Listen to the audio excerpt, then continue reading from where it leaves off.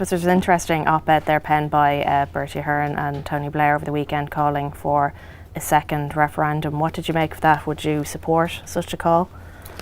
I think it's best for me to stay out of that.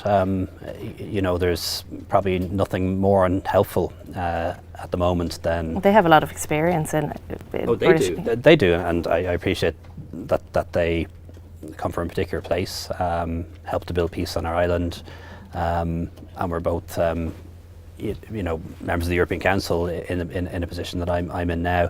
But I think for me to be calling for a second referendum would probably be unhelpful. It would be just be seized upon by the more extreme Brexiteer elements as European countries trying to tell them what to do, and isn't this why we're leaving? You know, so it's better that I don't go into that space. But what I can say, you know, is we do respect the result of the referendum, but we also respect the fact that in the British political system, that Parliament is supreme, and they do have the authority to have a second referendum if they so wish.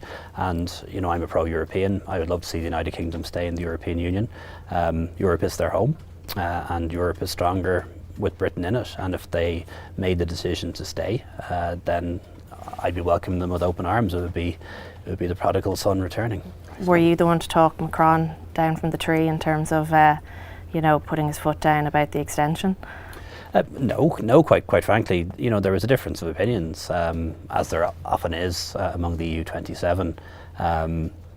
Macron favouring a shorter extension, a lot of us favouring a longer one, and we came up with a compromise, and that is how the European Union works. It's also why it works, and it's interesting that 27 countries can come to a compromise in a few hours. If only the House of Commons could do the same in a few months.